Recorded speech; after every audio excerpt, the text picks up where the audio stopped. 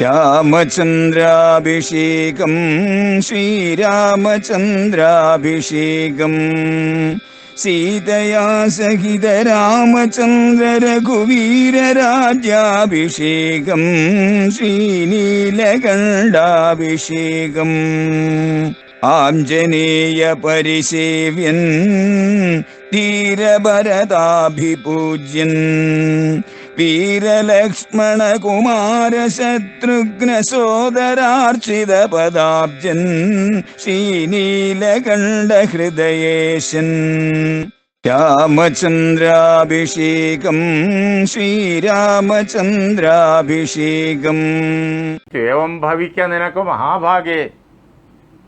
രാമൻ സ്വയംപ്രഭയ്ക്ക് കൊടുക്കുന്ന അനുഗ്രഹമാണ്. ദേവി നീ പോക ബദരിയാശ്രമസ്ഥലേ. ബദരിയാശ്രമത്തിലേക്ക് പോവുക, അവിടെ തപസ് ചെയ്തിട്ട് പരമാത്മാവുമായിട്ട് ഐക്യം പ്രാപിക്കുക. എന്നിങ്ങനെ സ്വയംപ്രഭയ്ക്ക് മോക്ഷമാർഗം ഭഗവാൻ നൽകുന്നതും നാം അവിടെ കാണും. തുടർന്ന് എഴുത്തച്ഛൻ്റെ കിളിമകൾ നമ്മളെ അംഗദാദികളുടെ സമീപത്തേക്ക് കൊണ്ടുപോവാണ്. അംഗദാദികൾ ചിന്തിച്ചു,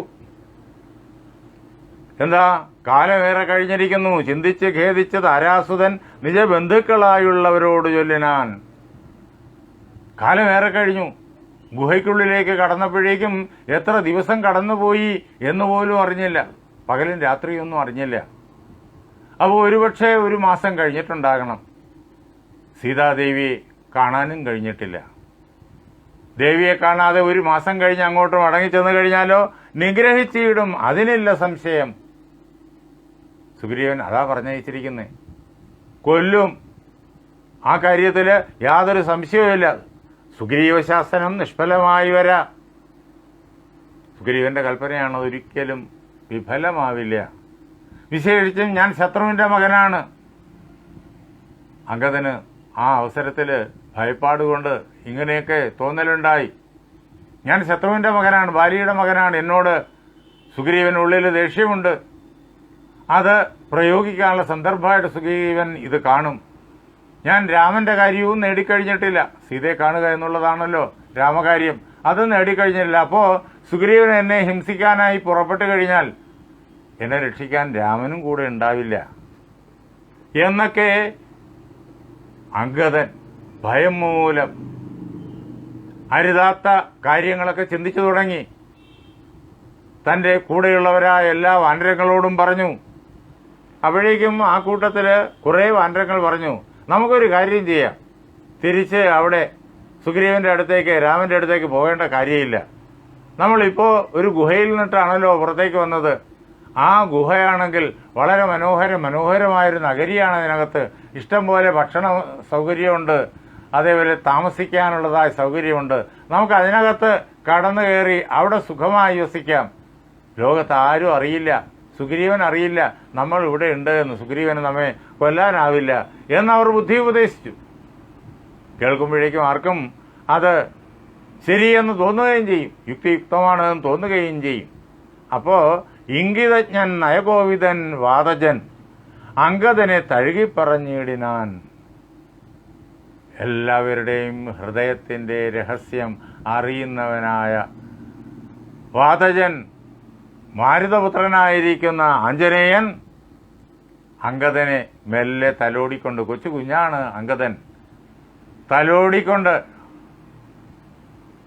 ആഞ്ജനേയൻ്റെ കണ്ണിൽ തീരെ കൊച്ചു കുഞ്ഞ്, യുവാവാണ്, പക്ഷെ ആഞ്ജനേയന് കൊച്ചു കുഞ്ഞാണ് അംഗദൻ. അങ്ങനെ ആ യുവാവിനെ സമാധാനിപ്പിക്കാൻ വേണ്ടിയിട്ട് സ്നേഹത്തോടുകൂടി തഴുകിക്കൊണ്ട് പറഞ്ഞു, അല്ലയോ ഈ വിചാരം ഒട്ടും യോഗ്യമല്ല കുഞ്ഞേ. എന്തൊരു ദുർവിചാരം, യോഗ്യമല്ലിതം അന്ധകാരങ്ങൾ നിനയായി വിനാരുമേ. എന്തൊരു ദുർവിചാരമാണിത്, ഇതൊരിക്കലും ചേരുന്നതല്ല. അല്ലയോ അംഗദ, അങ്ങ് രാജകുമാരനാണ്, ബാലിയുടെ മകനാണ്, ഇപ്പോൾ യുവരാജാവാണ് കിഷ്കിന്ധയിലെ. അങ്ങനെപ്പോലുള്ള ഒരാൾ ഈ പ്രകാരത്തിൽ ഒരിക്കലും വിചാരിക്കാൻ പാടില്ല. എന്നിട്ട് എല്ലാവരോടും കൂടി പറയാണ്, ആരും അന്ധകാരങ്ങൾ നനയ്ക്കരുത്, തെറ്റായിട്ടുള്ള കാര്യങ്ങൾ ആരും വിചാരിച്ചു പോകരുത്. അംഗദനോട് പറഞ്ഞു, സുഗ്രീവന്റെ മനസ്സ് എനിക്ക് നന്നായി അറിയാം. ആഞ്ജനേയന്റെ വാക്യാണ്, അദ്ദേഹത്തിന് അല്ലയോ അംഗദ, നിന്നോട് യാതൊരു വിരോധവുമില്ല, വളരെയേറെ വാത്സല്യമാണുള്ളത്. ഒരിക്കലും സുഗ്രീവൻ ഒരു പ്രകാരത്തിലും നിന്നെ വേദനിപ്പിക്കില്ല, ഉപദ്രവിക്കില്ല. ഇനി ഇവിടെ കുറെ ആളുകൾ പറഞ്ഞു ആ ഗുഹയ്ക്കുള്ളിൽ വസിച്ചു കഴിഞ്ഞാൽ ആരും അറിയില്ല, സുഖമായി കഴിയാമെന്ന്. എല്ലാവരും മനസ്സിലാക്കിക്കൊള്ളുക, രാഘവാസ്ത്രത്തിന് അഭേദ്യമായൊന്നുമേ ലോകത്രയത്തിങ്കൽ ഇല്ലെന്നറിയ നീ. രാമന്റെ അമ്പിന് കടന്നു ചെല്ലാനും തകർക്കാനും കഴിയാത്തതായ ഒന്നും ഈ പ്രപഞ്ചത്തിലില്ല. അതുകൊണ്ട് ഈ ഗുഹയ്ക്കുള്ളിൽ താമസിച്ചാൽ സുഖമായിരിക്കും, ഒരു ശല്യവും ഉണ്ടാവില്ല, രാമൻ അറിയില്ല, സുഗ്രീവൻ അറിയില്ല എന്നൊന്നും വിചാരിച്ചു കളയരുത്. ഇതെല്ലാം അവിവേകമാണ്. രാമൻ ആരെന്നറിയോ? ശ്രീരാമദേവൻ മനുഷ്യനല്ലോർക്കടോ. അദ്ദേഹം ഒരു മനുഷ്യനാണ് എന്ന രൂപം കൊണ്ട് നിങ്ങൾ എല്ലാവരും ധരിച്ചു പോകും. അംഗദനോട് പ്രത്യേകമായി പറയുകയാണ്, മറ്റെല്ലാ വാനരന്മാരോടും പറയുകയാണ്, രാമൻ മനുഷ്യനല്ല എന്നറിഞ്ഞുകൊള്ളുക. നാരായണൻ പരമാത്മാ ജഗന്മയൻ. അദ്ദേഹം നാരായണനാണ്. എല്ലാ പ്രപഞ്ച പദാർത്ഥങ്ങളുടെയും ഉള്ളിലും പുറമേയും ആത്മാവായി കുടികൊള്ളുന്നവൻ. അതാണ് നാരായണൻ. അദ്ദേഹം ഇല്ലാത്തതായിട്ട് ഒരിടവുമില്ല. ജഗന്മയനാണ്. ഈ ലോകം മുഴുവൻ അദ്ദേഹത്താൽ നിർമ്മിതമാണ്. സ്വർണം കൊണ്ട് മാല, ആഭരണം നിർമ്മിതമായിരിക്കുന്ന പോലെ. ആഭരണത്തിൽ എന്താ ഉള്ളത്? സ്വർണം മാത്രമാണ്, വേറൊന്നുമല്ല. അതേപോലെ ഈ ജഗത്തിൽ നമ്മൾ ജീവനുള്ള പദാർത്ഥങ്ങളെ കാണുന്നു, ജീവനില്ലാത്തവയെ കാണുന്നു. എല്ലാം രാമനാൽ അകവും പുറവും നിറഞ്ഞിരിക്കുന്നു. അതാണ് ജഗന്മയത്വം. ഈശാവാസ്യം ഇതം സർവം യത്കിഞ്ച ജഗത്യാം ജഗത്.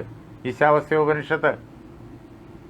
ഈ ലോകത്തിൽ ജീവനുള്ളതും ജീവനില്ലാത്തതുമായിട്ട്, ചലിക്കുന്നതും ചലിക്കാത്തതുമായിട്ട് എന്തൊക്കെ പദാർത്ഥങ്ങളാണോ ഉള്ളത്, ഇത് മുഴുവനും ഈശാവാസ്യം, ഈശനാൽ അകവും പുറവും നിറഞ്ഞിരിക്കുന്നു. എല്ലാം രാമനാൽ അകവും പുറവും നിറഞ്ഞിരിക്കുന്നു.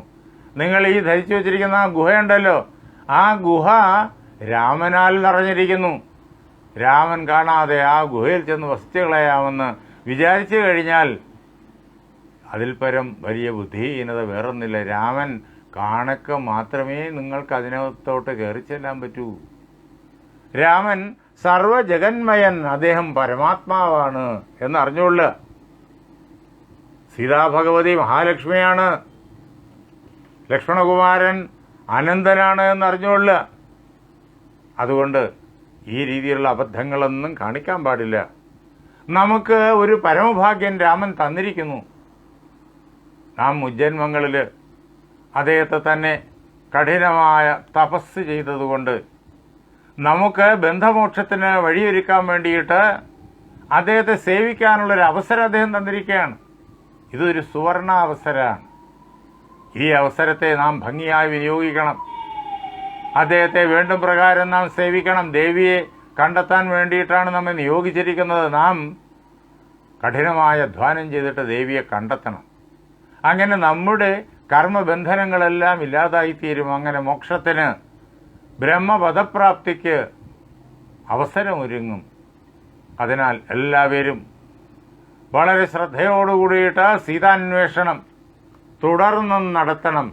നമുക്ക് നിശ്ചയമായിട്ടും വഴി തെളിഞ്ഞു കിട്ടും, ദേവിയെ കാണാനായി സാധിക്കും. ഇങ്ങനെ എല്ലാവരെയും യുക്തിസഹിതമായ സത്യയുക്തമായിരിക്കുന്ന വാക്കുകൾ കൊണ്ട് ആഞ്ജനേയൻ സമാധാനിപ്പിച്ചു. അപ്പോഴാണ് അവർക്കെല്ലാവർക്കും നേരത്തെ ചിന്തിച്ചതും പറഞ്ഞതുമൊക്കെ അബദ്ധങ്ങളായിരുന്നു എന്ന് തെളിഞ്ഞു കിട്ടിത്തുടങ്ങിയത്. അവർ വീണ്ടും മുന്നോട്ട് പോവാണ്. സീതാദേവി അന്വേഷിച്ച് അങ്ങനെ ദക്ഷിണ വാരിധി തീരം മനോഹരം ബുക്ക് മഹേന്ദ്രാചലേന്ദ്രപദം മുത. ദക്ഷിണവാരിധിയുടെ തെക്കേ സമുദ്രത്തിന്റെ തീരത്തെത്തിച്ചേർന്നു. അവിടെ മഹേന്ദ്രപർവ്വതത്തിന്റെ സാനുക്കളിൽ എത്തിച്ചേർന്നു. അവിടെ എത്തിച്ചേർന്നു. ഇനി അങ്ങോട്ട് അന്വേഷിക്കാൻ ഒരു ഇടമില്ല. സമുദ്രം വരെയുള്ളതായ ഭൂമി മുഴുവൻ അന്വേഷിച്ചു. ഒരല്പസ്ഥലം പോലും അന്വേഷിക്കാതെ വിട്ടിട്ടില്ല. എങ്ങും ദേവിയെ കണ്ടില്ല. കാണാതെ എങ്ങനെ അങ്ങോട്ട് മടങ്ങിച്ചെല്ലും? ദേവിയെ കാണാതെ 30 നാൾ കഴിഞ്ഞ് അങ്ങോട്ട് ചെന്ന് കഴിഞ്ഞാൽ, ഇപ്പോൾ എത്ര നാൾ കഴിഞ്ഞു എന്ന് പോലും അറിയില്ല. 30 നാൾ കഴിഞ്ഞ് അങ്ങോട്ട് ചെന്ന് കഴിഞ്ഞാൽ പ്രാണാന്തികം ദണ്ഡം. അതാണ് സുഗ്രീവൻ പറഞ്ഞിരിക്കുന്നത്. എല്ലാവരും ദുഃഖിതരായി. അപ്പോൾ ഇനി എന്തു വേണം? അവസാനം അവർ ചിന്തിച്ചു, അവിടെ ചെന്നിട്ട് രാമകാര്യം ചെയ്യാതെ പരാജിതരായിട്ട് അവിടെ ചെന്ന് സുഗ്രീവന്റെ ശിക്ഷ ഏറ്റുവാങ്ങുന്നതിനേക്കാളും ഇവിടെ ഈ സമുദ്രതീരത്ത് പ്രായോപവേശം ചെയ്ത് മരിക്കുക എന്നുള്ളതാണ്. അത് വീരന്മാർക്ക് ചേർന്നതാണ്. ചെയ്യേണ്ടതായ ലക്ഷ്യം സാധിക്കാതെ വരുമ്പോഴേക്കും പ്രാണനെ ഉപേക്ഷിക്കുക എന്നുള്ളത്. അങ്ങനെ ഈ സമുദ്രതീരത്ത് ദർഭ വിരിച്ച് നമുക്ക് പ്രാണങ്ങളെ ആഹാരവും ജലപാനവും ഉപേക്ഷിച്ചിട്ട് ത്യജിക്കാം. ആ ദർഭപ്പുല്ലിൽ കിടന്ന് പ്രാണനെ വെടിയാം എന്നവർ തീരുമാനിച്ചു. അവരങ്ങനെ ആ ദർഭപ്പുല്ല് വിരിച്ചിട്ട് അവിടെ ഇങ്ങനെ പ്രാണനെ ത്യജിക്കാൻ വേണ്ടിയിട്ട് അവിടെ ഇരിക്കുകയും കിടക്കുകയും ഒക്കെ ചെയ്യുമ്പോൾ മഹേന്ദ്രപർവ്വതത്തിൻ്റെ മുകളിലുള്ളതായ ഒരു ഗുഹയ്ക്കുള്ളിൽ നിന്നിട്ട് ഒരു കഴുകൻ തൻ്റെ തല വെളിയിലേക്ക് നീട്ടി. എന്നിട്ട് അവിടെ നിന്നിട്ട് മെല്ലെ മെല്ലെ മെല്ലെ അയാൾ പുറത്തേക്ക് വന്നു തുടങ്ങി. വൃദ്ധനായുള്ള ഒരു ഗൃധ്രപ്രവരനും വളരെ വയസ്സ് എന്ന ഒരു ഭീമാകാരനായിരിക്കുന്ന കഴുകൻ അവിടെ നിന്നിട്ട് പുറത്തു വരികയാണ്.